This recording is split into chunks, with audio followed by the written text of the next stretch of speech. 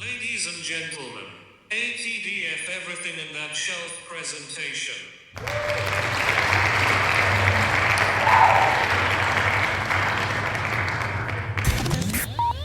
You're now rocking with TDF everything. Spoiled rotten.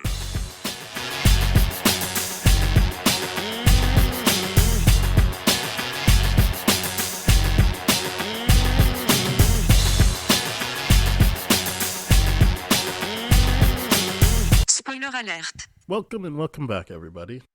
Hey. It's me, Daniel, And this is Ben on Spoiled Rotten. on that shelf. Boom. We are here to talk about Loki Season 2 Ouroboros. I think that's how you pronounce it. OB is the guy's name. I just I think it's committed to Ouroboros. not trying. Yeah. Yeah, that's the name of the episode. Mhm. We are recording this, obviously, I think it's like day 3 of SAG-AFTRA talks. So Yes. I think WGA ratified their agreement for 3 years, but obviously we're still waiting on SAG-AFTRA to be able to get a fair deal and get what they need so that they can go back to work and feel safe. But yeah, Loki. let's get into Loki. I guess There's no smooth transition. No. I don't know if there is none. But before we get into like breaking down the episode, just what were your thoughts coming back to this in season 2? I was excited because I feel like this is there's a lot riding on this series, and I think there's a lot of potential what ifs and answers that place us where specifically MCU is moving towards, and I think things are much more clear now, and I think there's good, I'm having a good time with it so far. But I think there is a lot of expectation on this, which has me worried about the finale because the Loki season 1 finale I was not a big fan of, although other people were. It's that's where I'm at with it right now. So yeah, withholding, but still excited. I like this episode a lot. I think it's well done on many counts.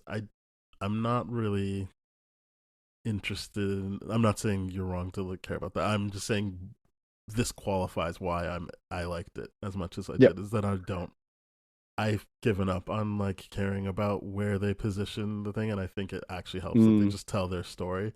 I've also given up on it being about something more than just enjoying time with these characters. I think, because I enjoy my time with them, but I think that the we'll get to it. But there is a scene where I'm like, I guess maybe they could get back to that. But I think they did a pivot. It sounds like I don't know anything about the pivot, but the pivot feels like it heard our and other people's concerns about undoing all the character work that was done in season 1. This pivot, just addressing it right away and not dragging it out, in terms of being like, oh, okay, well, if Loki's just by himself, then there's not really, we just spent 6 episodes for nothing. So I'm glad that that's done, and he's back with his friends. But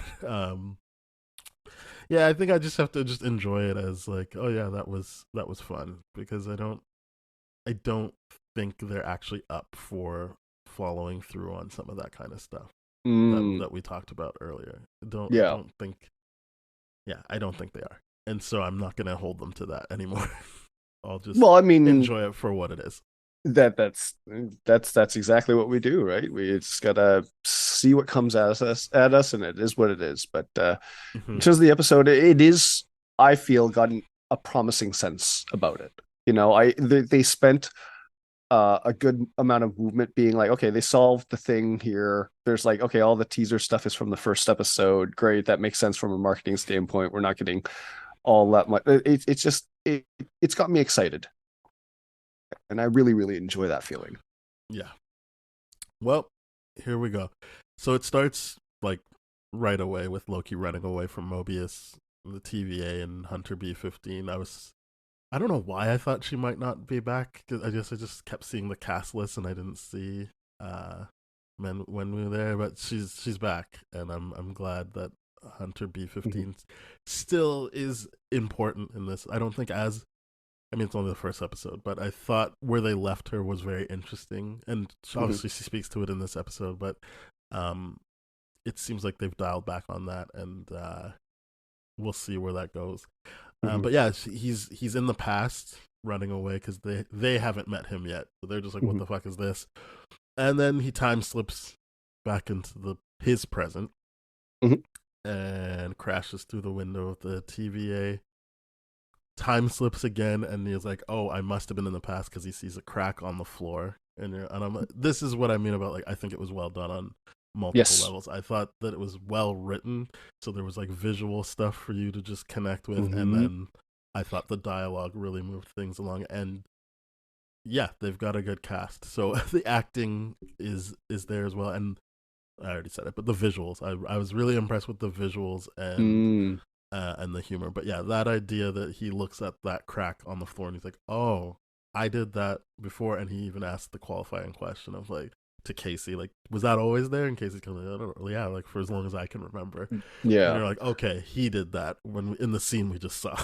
Yeah, and I like that note at the end where he's like, the obsession with skin with Owen Wilson throughout this whole episode, and he writes skin on the dust of that console to be like indicating that this is the future. Great visual cues to be like cementing us. This is exactly where we are. And one of the biggest things I was actually worried about with this episode that they didn't do was use that time slipping as a way of teleporting him to another part of a multiverse or something like that too. No, I like the fact that it's just in the same place, just in a different time, and that was really, really good to me. I really enjoyed that because it makes that is a good point, that the time slipping isn't like a time and place slipping. He's always going to be in the same.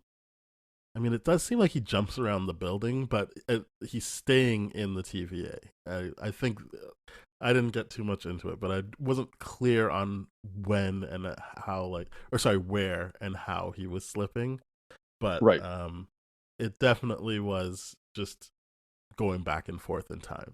Yeah, because it did seem to like place him certain places where you're like, "Oh, okay, I guess so." Yeah, and that's just because I'm like, "Oh, okay, were you just moving in that other time, and then you just appeared here," which is most likely the case and all that, which is why he knows how to be like, "Hey, I gotta tap this," and then it's gonna do a reveal of like, "This is the guy. I'm not crazy," which he does very, very well. Of the like, "Here's my proof, I'm not crazy." Yeah, we'll get thing. there. Don't worry. Yeah, for sure. But yeah, I just wanted to say, I thought visually that was done well, and I don't really have any notes other than I enjoyed seeing it and didn't really care to question it any further. Yeah, because I can't remember what the explanation is that Obi actually gives of like why this is happening or something like that. But I guess it has something to do with the temporal like loom being overloaded and then not being able to do whatever, and because it being being the variant that initiated it all. Maybe, I don't know, but it's a good thing. I like that you said visuals, because the comedy with how he looks, it like looks so good. That's time slipping thing, and then when Owen Wilson's like, "Oh no, it looks horrible. It looks like you're being born and dying and suffering all at the same time."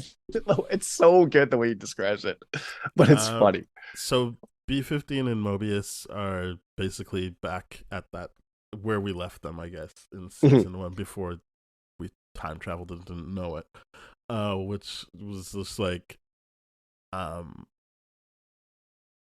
discussing like, so should we be telling people what we know is true, which is like they're all variants, they have a life they could get back to if they wanted to, or like, what's the deal here? And I guess we've already said it without saying it, but that is the reveal that, like, I guess people thought, oh, he's just in a different timeline or something like that, that's why they don't know him. But it was just he was in the past before their minds were wiped, and he tried a different or He Who Remains tried a different version of the TVA.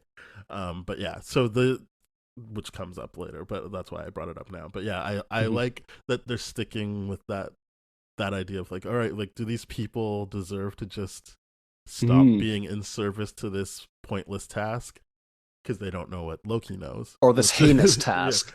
Yeah. Well, I think that's what's interesting about when Loki meets up with Mobius and what they discuss, but we'll get there. But yeah, it's kind of like, they're just trying to be like, hey, like, so what do we do? And obviously B15 is a big thing of like, let's get them back. Like, let's tell them. Like, they should Yeah, know. They should know. they And have the right Mobius is to kind of like, consent. no, we'll see, we'll see.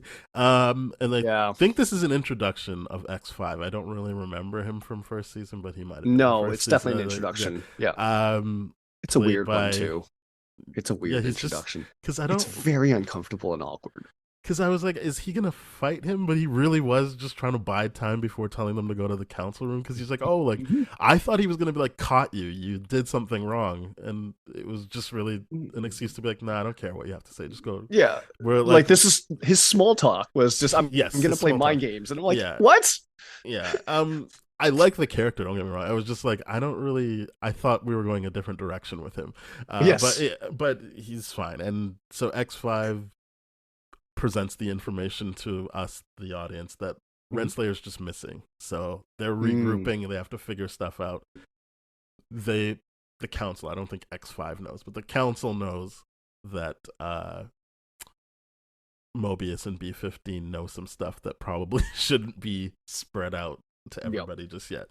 So yeah, I like that just that information dump, but also I guess it's fun that Mobius gets to do his thing. Like, no, like jet ski is just a name brand, like Kleenex. Oh, just like, no, so I don't care. So Stop great. Stop it, Mobius. It bothered me so much that he was like, "This is the mind game." I'm like, "You're really baiting him in," and he took the bait, and he's so happy, and he's like, "Now you got to get disciplined." I wonder why, and I'm like, "You little bitch." Yeah, exactly.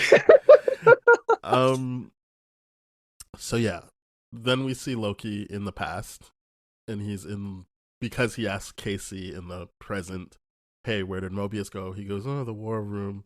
But then he time slips and is in the past in the war room and sees like I don't think it's the Council of Kangs, but it's a bunch of Kangs in a bust. And so again, a good setup to like what he's gonna do in the next scene, which you already brought up. But it's like, okay, he knows that wall was covered up. Yes. So but we'll get to when he shows up, because the next scene is B15 has to go on record and be like, talk about, because I guess we see D90 leaving before they go in, and he's kind of like, sorry, I had to tell the truth. And he's like, nah, don't worry about it. Remote, like Renslayer's the one that owes us an apology. And I just, again, some of the comedy you were talking about of what's the vibe in there like, and he just gives them like this really dark looks look, down like, and just like, walks away. Like, it's he's like, not being funny, but it's just funny that they're like, they Yeah. thought that maybe it wasn't so bad in there, and it's just like, so what's the deal in there? And he's just like, Yikes. fuck. I'm sorry. So they go in, and so you meet Judge Gamble and General Dox. I'm pretty sure this is the first time they've been in the show. I believe you're correct. And B15 starts talking, and General Dox is kind of just like on record, like we're doing this by the book. And so just talking about what you talked about to Mobius again, being like, okay, so like they were listening to the events of season 1 while they walked in. She's like, so you heard that, and so like pretty much no point in pruning. And they're like, what the fuck are you talking about? Of course we need to prune, that's the whole point. And she's like, well, you think we're doing something good here? Like we're killing, like we're massacring, these are genocides, like you can't just like remove people like that. And the wake up what I liked people about that kind of thing. Yeah. What I liked about this situation, I don't know if they were trying to do this on purpose, but you've got a black woman trying to advocate for change against the status quo, and then the two white able-bodied people being like, let's see about that. We know General Dox has her own thing, but Mobius not really helping by being like, okay, and yeah, we all have those lives, so don't worry about that. Like we should really take a beat. And then Judge Gamble, who looks to not be completely able, like she's not as able-bodied as everyone else, it doesn't seem, being like having that resonate with her, with like, oh my goodness, like we are just disregarding huge swaths of people because it's like that's what we were told to do, and it's convenient for us to not have to think about those people. Um, so I like that in that room, those real life politics still aligned. Yeah. That even though you're supposed to, it's kind of what an issue I had with Loki in the first place. The season, not season one, Mhm. not the character, which was like the show is clearly about Sylvie. Like the whole reason anything is happening is Sylvie. Mhm. She's the one that has like an arc. She like and B15 to another extent of I was so on board with her being this person who was so committed to her job and then being like, wait, what the fuck? Like I Mhm. have I have something and just the emotion in her face and voice as she wanted to like know what that life was. And that's Mhm. what I mean by like it seems like they kind of dialed that back for this. I understand that right now she can't fully explore that, so I'm willing to wait for the season, but like I really liked where they left her in terms of being like I am so like in need of knowing what that life was. Right. But And I think that yeah, so the show isn't really like yes, this episode deals with stopping Loki from time slipping, but even then you're like everything happening around him has nothing to do with him. It's not really a Loki show as such. He's just the marquee name, and there's these other women who have better, more rich storylines that we could focus more on. yes, one thing I'm glad we're unpacking that scene because I was really hoping that we get this to really air that out. I do not think it's unintentional. I think it's very intentionally setting that up because What I it's mean the is I don't idea. think they're gonna be able to like follow through. Like remember how like excited we were about all the like stuff in Secret Invasion that just kind of ended Yeah. how it ended. And that's what I mean by like Okay. sure Well, in fair. moments they can have these sparks, but to actually follow through. And again, that's why I liked um, Falcon and Winter Soldier Mhm. because they actually followed like the whole point of the show was to unpack that stuff instead of having just flashes. So Right. it stuck the landing to me better than Mhm. these other shows, which I'm admitting aren't trying to do that. They're just kind of giving us little flashes here and there. Yeah, they're getting us glimpses where Mm-hmm. we can sprinkle it in, that kind of stuff. It's not the intention. Yeah, you're absolutely right. Falcon Winter Soldier, that is the absolute thing. That's the point of the show. This they might be doing a setup, but in this scene, I think there's a lot of authenticity delivered here, and where I'm like, okay, this is where I feel the promise is coming, right? Where it's like we clearly, like you pointed out, that power dynamic, and then how B15 goes, hey, there was no time to follow protocol here. And then when they later on do not do things Yeah. based on protocol, she highlights it. Oh, like, why aren't we following protocol here? It's the idea that they're being very intentional about her position, the power play, and all that kind of stuff, and how it's threatening to topple the whole thing, right? And how Mm-hmm. people that gain power through that system would rather align through it. And I do like the fact that she's not advocating just for herself and that desperation of knowing what her life is, Mm-hmm. but also advocating for others so that she can be equal about it. Mm-hmm. That is what I saw about it, and that's what I really appreciate about her character. Is like, I'm not going to be selfish and just go there right away. I'm gonna Oh yeah, that's what I mean. do It didn't something make here. sense for her to be like that in this episode. Yes. I wasn't knocking that. So I was just saying, Mhm. in general, it looks like they've pulled back on her, and that doesn't mean they will the whole season. I'm not saying that. I'm just saying Yeah. she was at like a fever pitch at the end of season one, and then it Oh kind of yeah. simmered down. Which whatever, we'll see where they go with it. You're absolutely right. And it's because her character arc peak was so close to the end of the series, right? Mm-hmm. And that's why I didn't like the finale, where I'm like, oh, we're just all right. Let's we didn't tie anything up. We're just leaving it. And at least they're I want to see at some point her using a screen to be like researching what her life potentially Mm-hmm. was, and then researching all the multiverse lives. And I'm like, okay, however many episodes, I'm hoping there's something there. But in this scene in particular, where they're playing out the power dynamics of bureaucracy and government and all this kind of stuff, and why change is so fundamentally difficult, is because when someone's actually telling the truth, no one wants to hear it. Yeah. Well, I And mean, because it what doesn't I help them, it hurts them, it threatens their yes, power or anything like that, and General it Docs in particular, because yeah. what we were both getting at was that Mhm. another marginalized person or a person who would be marginalized in the real Mhm. world, Yes. Judge Gamble. actually resonates with what B15 is saying and Exactly. makes the call. Like she's like, you know what, I could have done anything. Like I just used to give the judgment of guilty every time without even thinking about it. Yep. And now that I can think about it, yeah, like let's stop pruning, let's stop doing this. And she Yeah. makes the call. I mean, obviously Loki interrupts the full announcement, but she gets the words out Mhm. officially. Stop pruning. Um, so yeah, I Which think is, which is important, to kind of see that.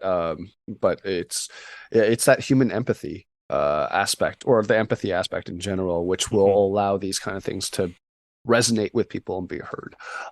It does suck that that is the power play dynamic, but I think they did a great job displaying it. I think that was very intentional. Yes, we'll see how much Mhm. they want to keep going with that. But And I I thought share that that that thought scene was with good. you. Yeah, Yeah. I thought that scene was very strong. It was Mhm. definitely one of my favorite scenes in the episode. Without a doubt. Without a Um, doubt.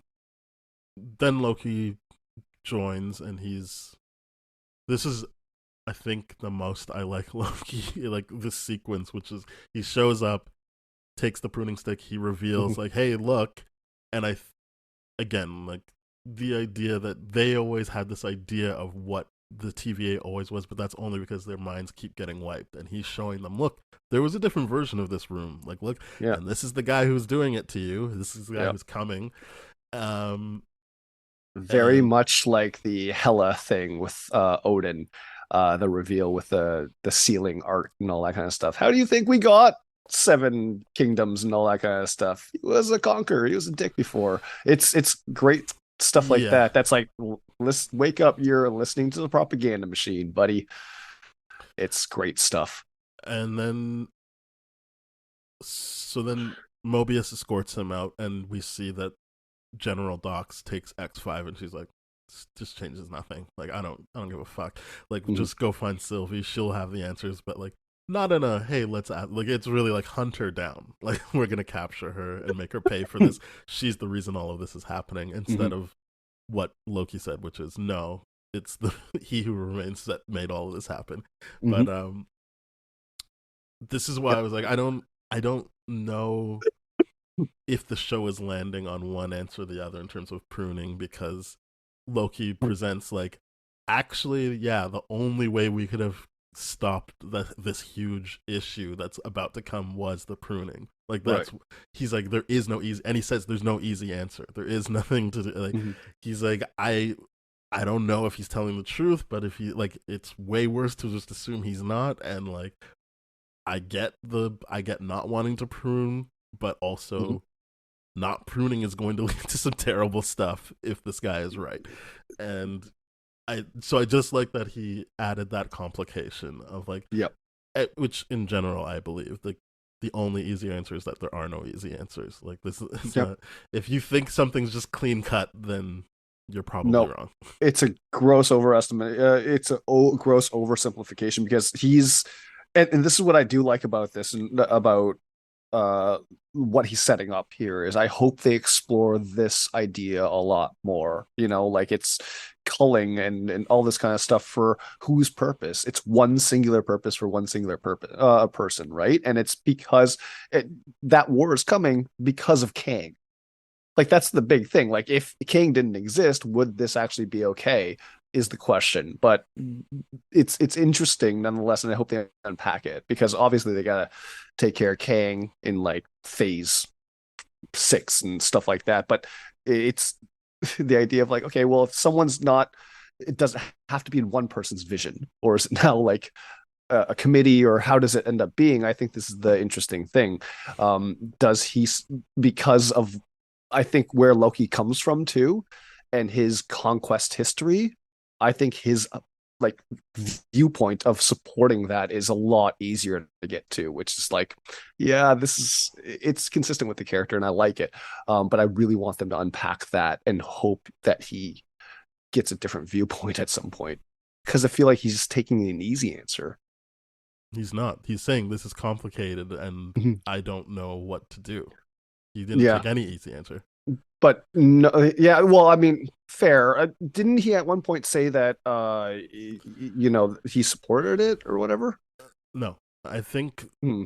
no, what he's throwing out a bunch of stuff. He's saying Yeah. like this could be true, this could be true, but what I think the show needs to do, and it seems like they're getting at, is remove themselves from what you're talking about, which is like, oh, like let's how are they going to deal with Kang, and it really was coming back to, really, I need to get back to Sylvie. I need to know what's going on there, and it's complicated because we had this fight and she kicked me through the door and she was so ready to kill him, and if she kills him then this is coming, and if we stop pruning this is coming, and I don't know, and I like there's no easy answer here, but I want to get, and it's going to be what we thought season 1 was more deliberately gunning towards, which was like finding that love for yourself and reconciling those pieces of you and not necessarily looking outwards to external threats. Right. But I don't think they're going to stick with that. I just think that is probably right. I think that's where it should have stayed and continued on that path, and I like that we get hints of that here, that he is saying a lot of stuff, but the only thing that seems to be clear is I'm worried for Sylvie, worried about Sylvie. It's about Sylvie. As I said, that's kind of really what the show is about, and I understand she is a Loki variant, but it's like, well, for all intents and purposes, but it's different like character. The show's not about the Loki we knew from exactly. Like, which is great. Which is so great, because I'm like, if we're still with that it Loki, would be good if we got to get more insufferable. Sylvie. I would say that we get. I would fully embrace how good that is if they actually gave us more Sylvie. Well, I don't think this episode needed to be so light on her. Yeah, and here's the funny thing. I do think the irony is that the next episode is going to focus entirely on Sylvie. Yes. No, I understand. And backing up your criticism of, another way that we're not spending time with Loki. Which is fine. I understand. I get the sense that this season is going to be, I could be wrong, but it felt like, including a season later or a section later that we'll get to, it'll be a bunch of missed opportunities for them to fully be able to connect and talk. Even if they're in scenes together, I think is where the season going, and maybe not. Maybe next episode they'll just reunite and we'll go from there, and from where we leave her in the post credits. But it seems like that is what they're getting at, and I would like that, like that longing to like reconnect, and stretching that over the season, because I know people want these shows to just set up the next big thing, even though they're not saying that, and I think even the smart critics, the more elevated ones, really just want it to be like, oh, well, how does this play into Kang Dynasty or something like that? Whereas, as I've said, I only really care about these shows in so much as they make me care about the characters. And so that would be how I would care about this, but I don't think that's fully the direction they're going, and that's fine. I understand why these shows are being made, and I will just accept them at face value and not project anything onto them. Well, yeah, I've learned better to project any hopes onto this, but I do see them having simultaneously do two things with this show, is both be present and predict the future, which is kind of ironic that this show is about time and time slipping and all that kind of stuff, because it's got to do two things at the same time, and it's very, very difficult in order to do that. How do we appease the actual storytelling here without doing the thing that James Gunn hated, where we have to insert this scene with Thanos in here now because you gotta for our bigger plan, right? It's a difficult line to walk, but I mean, you're right.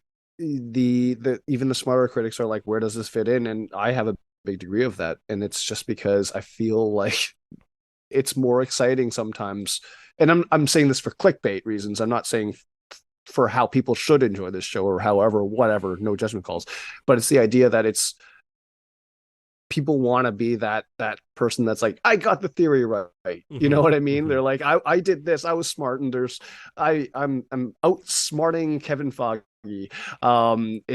There's that side of it, which I'm like, sure, whatever, but it is, like you said, still very much about, at this point in time, what is going on and can we be present with this. And I do like the fact that Loki is present in every single scene throughout this whole episode. He's here, and that's great, but we don't spend enough time with him, obviously.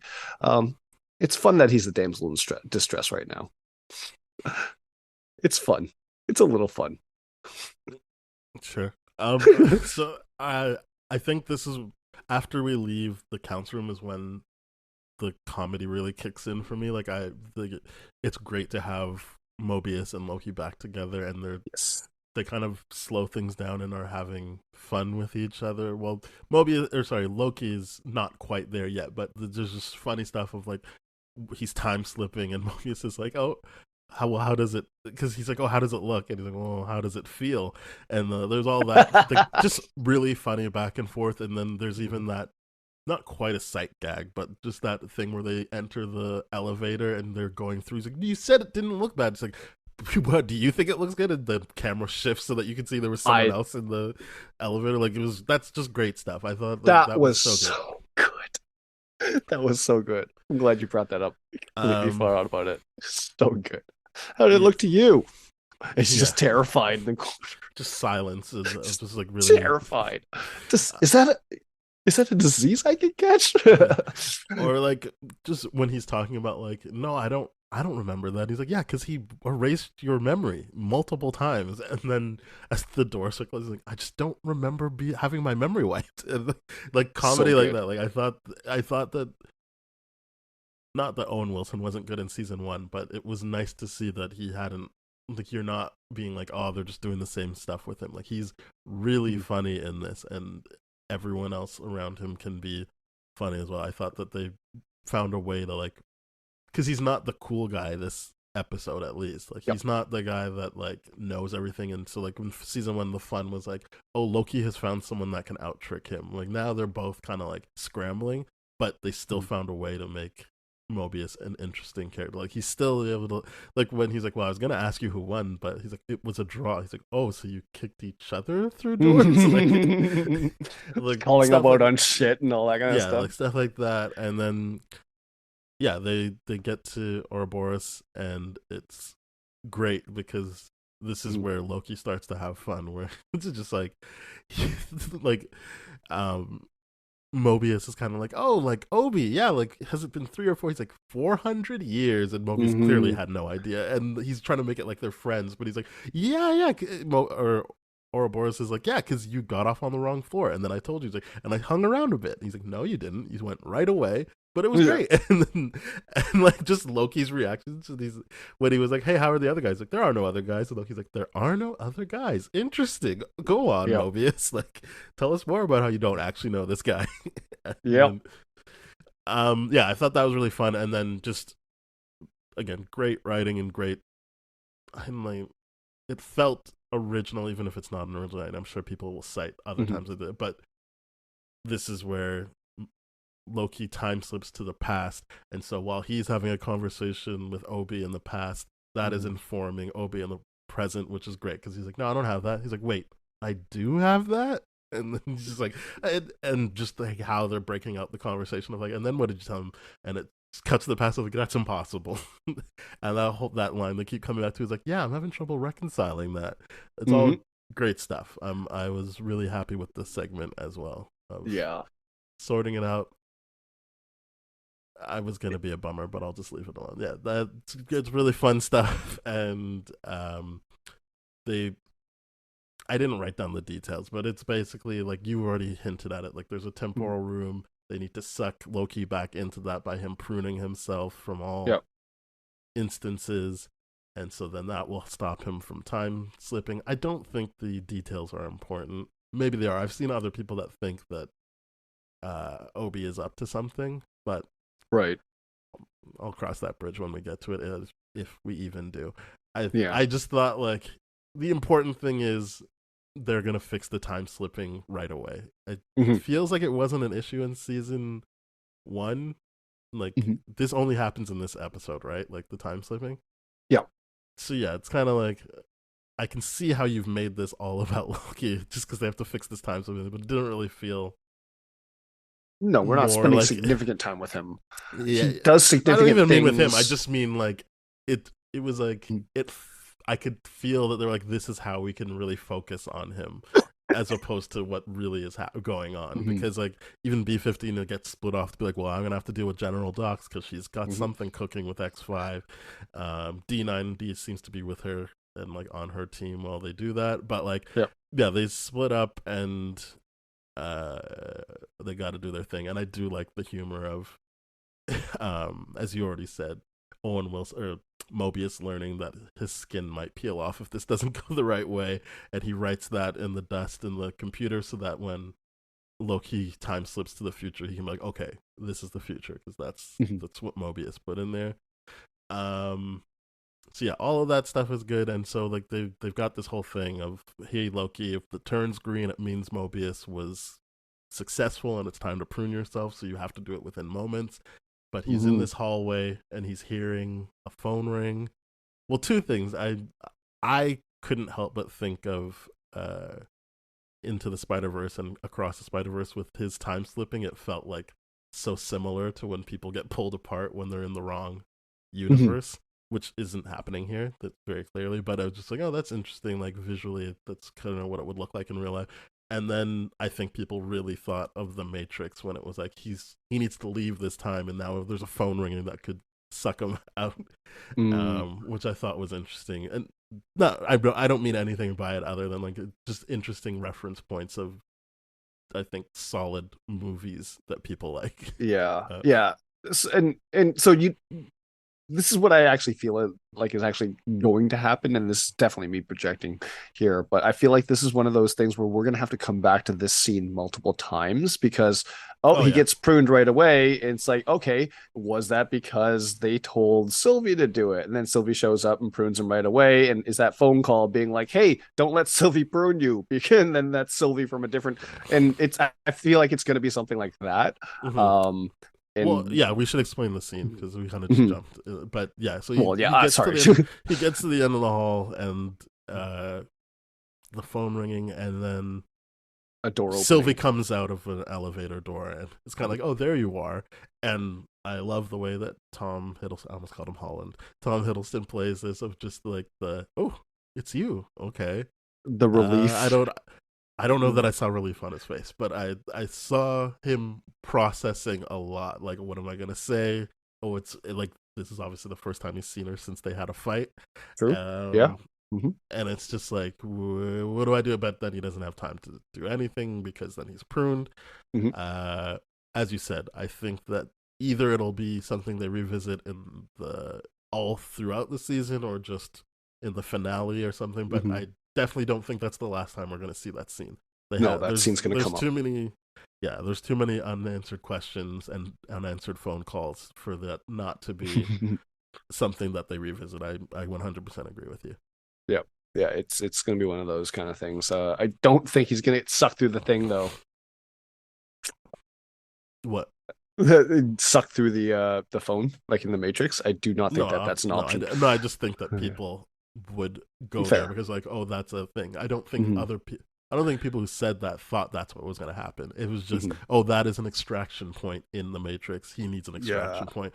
I don't think they thought they're going to copy the Matrix. Oh, I see. So, I mean, highlighting the visuals of what you were saying before with Loki slipping through time and all that kind of stuff. One thing as a science nerd that I really, really liked, I'm like, oh, that they were consistent with the timelines and the strings that it looks like and all that kind of stuff. I'm like, oh, is this a visual take on what string theory might look like and all that kind of stuff, which is, a crazy scientific principle that I do not understand, but I just know that things look like strings and that they're connected to different dimensions and all that kind of stuff. And I'm like, that was one of the coolest things of seeing that, where I'm like, I really want to know, was that an inspiration for that visual element, or like you referenced with the Spider-Verse thing, it's like, did they do that with just less effects associated with the Spider-Verse? I didn't bring that up to be like, oh, they're copying Spider-Verse, because it's not the same thing. Like it would if it was what I thought it was in season 1, where it was like, oh, he's just in a different universe, and they were trying to be like, yeah, he doesn't belong here, and this is all connected, because even in like live action, people will glitch if they're in the wrong. They completely got rid of that by establishing very early on in the episode, I'm just in a different point in time in this place. I'm not in a different universe. So yeah, Yeah. I think it was just a cool visual. As you said, it probably is closer to string theory or scientific stuff like that, and not actually based in any kind of reference from another movie. Mm, yeah, but it's just cool because yeah, we get Loki pruned and he gets saved, and he also saves Owen Wilson's character, Mobius, yeah, Mobius. because he gets yanked the way he does, he yanks Mobius into where he needs to be, Mhm. on the other sides of the locked doors. Yeah. So that's great. They saved each other, and then we cut to B-15 and D-90 being like, okay, obviously they're not just going after Sylvie with all the, like, they're like raiding the armory. They're like really going overboard with this. Something else is Mhm. up, which was clear from. I liked that even B-15 had the reaction I had when General Dox takes X5's head and like puts it against hers, and she had the basically exact face I did, which was like, what the fuck is happening here? Yeah. And like, yeah, so they're up to something, obviously. And Someone's got mommy issues. that's the thing, he doesn't play it like he has mommy issues. She really plays it like, oh, you're my son I never had. Yeah. He He's doesn't just play it kind of like like, okay, yeah, like, so what do you want me to do? Like this is the first thing he says, like, what do you want me to do? And I'm putting a bit more comedic spin on it, but I maybe he will get there, but like, I don't. It doesn't seem like mommy issues just yet, and more just like, hey, this is my boss, so I guess I'm going with this now. Mm. I hope they're built off something there because I'm like, that's a very weird thing to just throw Yeah. in there. Oh yeah, it will maybe not get paid off, but it will be touched on again, I think, So obviously. the theory I have with that is that um that general knows the truth, like B-15, and knows that that is actually her son in real life and has found a way to Maybe, be yep. together, and B-15 being like, oh, you do know you're taking advantage of this system and you're keeping it to yourself, kind of bullshit. Because that's the only thing that makes sense to me right now based on this, and so I Well, hope it's they more explore that that she further. said, okay, she said, oh, so the whatever those were, the three god things, I don't remember what they were called. It's like, oh, so those were fake, so then that means the rumors are true. And I think that's more what B-15 is reacting to, which is like, oh, Mm. what rumors? Like, what do you know? Like, what are you talking about? Um, I don't think that invalidates your theory. I just don't know that that's what B-15 is thinking about. I think Well, you I could still be right that she has found a loophole to be with her son. I just yes. think B-15 is more like, oh, so you're not actually like against this because you believe in the stuff. You already Yep. heard rumors and you already have information that you aren't sharing with everyone else. Yep. Yep. She's. I mean, the only thing right now I know B-15 is thinking is that this is sus. Yeah, This whole thing is yeah. sus, and that she's going to go explore it. Hopefully, because I want answers to that. That's a very very intimate thing to do Mm-hmm. randomly. With In just front of everyone. anyone. Like it's not like Yeah. I mean, I guess it's not everyone, but she didn't do that behind closed doors. She did it where Correct. B-15 could see it. Like, and Yep. that wasn't a concern of hers. So yeah, it's definitely not nothing. Mm-hmm. It's telling us something for sure. Mm-hmm. It's telling us something, and I hope they follow up with that. And that's my theory right now is that that's her actual son back in their own timeline, and she's figured it out, but she hasn't told him, Mm-hmm. but she mothers him and plays favoritism and all that kind of stuff because she's used the system to get what she wants. Yes. Yeah. She's definitely definitely doing that. She's gaming the system, baby. Yeah. Okay, and then we end the show on B-15 being like, what is going on? And then we get a post credit of Sylvie in 1982 Oklahoma. She goes to the happiest place on earth, which is McDonald's, apparently. McDonald's, baby. And this is where they like got back to what I liked about season 1, which was like her realizing like, I chose the option where I'm alone, but look at all these people being able to connect with each other and be together. And so I did see a funny joke of people being like, you're not going to make it to 2022 if you want everything from McDonald's every day. but I think she's just like, I know I need everything. Like, I want to feel in control, but I want my person back. I want to be back with the person who gets me, Loki. Yeah. And I think she's like missing that connection, and I will always appreciate that kind of motivation Hmm. for this season of like them wanting to get back to each other, and Hmm. whatever power they get out of their separate things will pale in comparison to being able to just be together and maybe share that, because that's even a thing that we hear He Who Remains talking to Renslayer about in Yeah. the recordings is Yeah. like, oh, I will be pleased to serve with you. Like, so you're even hearing that all powerful person picking someone to rule with, whether or not he's trying to like fuck with her or whatever. It's still someone picking to be with someone while they rule, Mhm. instead of just ruling by themselves. Yeah. I mean, at the end of the day, no one wants to be alone, right? And Yes. this is and I do like that recognition that sometimes when people sacrifice everything to get what they want and they finally get what they want, they realize and finally see what they need. Mm-hmm. And that need wasn't to take care of He Who Remains. That need was to find Loki again. And I hope they go there because it's like they said that it's a love story. I hope it's not that kind of love story because it's just like, wait, is that incestuous technically, or what's I going think on? they're just gonna, But it's the yeah. idea of like finding self-love um through their separate journeys and all that kind Mm-hmm. of stuff to enhance each other as opposed to being dependent on each other or codependent on each other, Yeah. which, is going to be a very, very interesting thing to see whether or not it plays out. But I like the idea. She's like, I want it all, like to be like, okay. And I hope what that means is I want to, now that I'm free from the restraints of my undying goal, what do you want to actually do? Mm-hmm. Live a little bit, I think that's great writing. I think that's great, and I want to see where we go next, obviously, because Yeah. her character. I do agree that we spent way too long getting back to her in this episode, but Yeah. I think we'll see. season one took its time to get to her, but once you get to her, she's like a main That's character in the show. true. Yeah, season one Uh, did that too. Yeah. yeah, which like whatever. I'm not gonna be like, hey, this sucks because they didn't do a lot with her in this episode. I Right. understand they've got a story they want to tell. I'm just Mhm. saying that my complaint from season one still remains, which is the people actually who are driven and have wants that are very clear to us and have places to grow are B15 and Sylvie. Mhm. Even in this episode, they kept Mobius at the guy who's kind of trying to cling to status quo, even though it doesn't make sense based on what he went through. But like, he's like 1 foot in, 1 foot out about it. And I get, yes, at some point he was faced with being skinned alive, so he must be a little bit reluctant.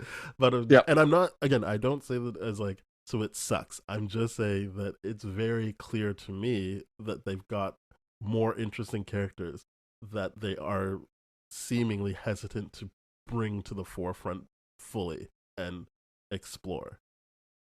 Hmm. Or do we see it as, or I mean, the alternative could be the idea of, okay, maybe it's an intentional thing to show how men in the situation would rather reinforce a system that still benefits them, and because of the idea You could that still they're, do that if you could still do that. Make General Dox a true. man. Like you could still do it. You're What I'm right. saying is, you like I my complaint remains. I just think this was a good episode, but I'm just saying in Yes. general, it still has some of the stuff I didn't love about first season. Hmm. That's fair. And well, I mean, I do appreciate some consistency in life. Fair enough. But I do improve. I do appreciate growth and improvement much, much more. So here's hoping that they do find a way to give us some real payoffs towards the thing that they're setting up, because they're setting up a lot. And I like that they're setting it up right off the bat, and I like that each character is defined. We know okay, we're following this group, and this group. Let's just go. I do like the Obi's kind of hesitation toward the end, because they play him very much like by the books, like this is the very Yeah, he won't even sleep yeah. because it means the work will pile up. Like he's just like, no, I just go. Yeah, but I like the idea that even now he's starting to push back on what he knows because of the proof of the time slipping happening and all that kind of stuff. So when he's doing the countdown, he's like 3, 3, Mhm. 3, and it's just like, yeah, he's gonna grow through this Yeah, too, and it's gonna be He interesting. wants them to win, but then he's just like, Of "Nah, course, what am I doing? There's nothing we can do. He hits. I like that he hits it. I like that he's not like, oh, what do we do? Like, of course, he has the moment of Mhm. great that you called that out of like 3, 3, 3. Like, Yeah. it's like I'm trying to help you guys. Please just get through with it. But Mhm. I think that you're right that he's like that whole. I mean, that's impossible, but I just saw it happen thing is fundamentally changes him. And Mhm. and hopefully we get more of him. I'm hoping that wasn't just like a 1 episode thing, and then I agree. we see him like maybe closer to the end. I hope like I don't know how you work him into it, but I hope that he gets to be in at least like half the season.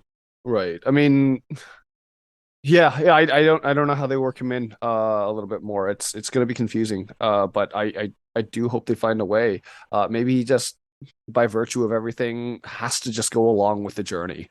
I don't If know, but if the rumor, not rumors, these are not rumors. I still follow that guy MT who used to be at Rockstar, New Rockstars, right. but then got fired. I Yeah. wonder why. And then hmm and I don't mean it was him personally. I mean, seems like they got rid of the black guy. Yep. He was saying he just doesn't trust him, and that like he wrote the book, so he knew a bunch of stuff and was kind of withholding. So I can see him being more a part of the season if he is someone with malintent, because hmm I don't know if he was just a good guy that it would make sense for him to join them on anything because he has his work to do. So unless they're stopping in to see him do his work all the time, but if he is someone who's got like his own machinations and is trying to do something, then yeah, I can see him being in the season more. Yeah.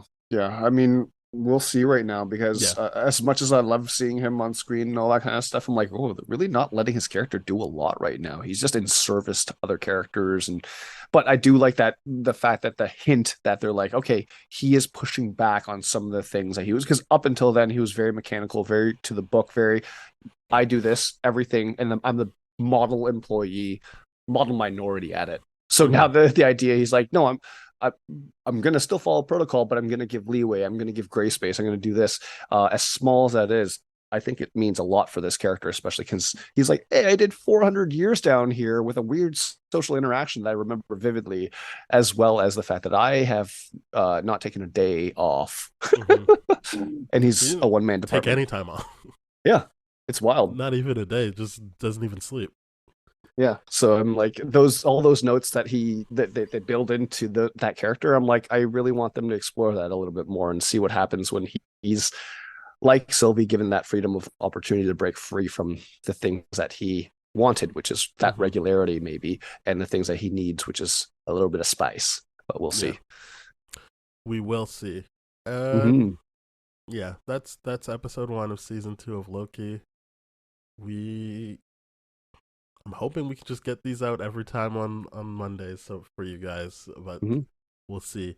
Life is life, but I'm pretty sure we are just going to be following this week to week. That's the plan anyway. Yep. So I say this with 98% confidence. We'll see you next week with episode 2. Yeah. Thank you very much for listening, everybody. We're part of the That Shelf Podcast Network with other great shows like Bad Gay Movies, which is back now, Contra Zoom Pod, and Springfield Googleplex, which also returned last week. So please go to thatshelf.com. You'll find those shows, our show, and more shows.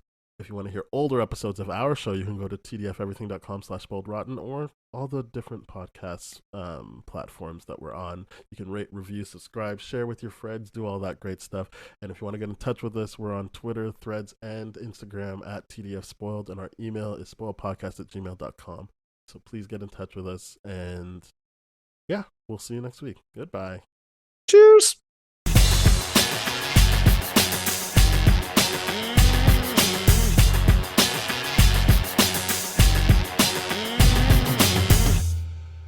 This has been a TDF Everything production, brah.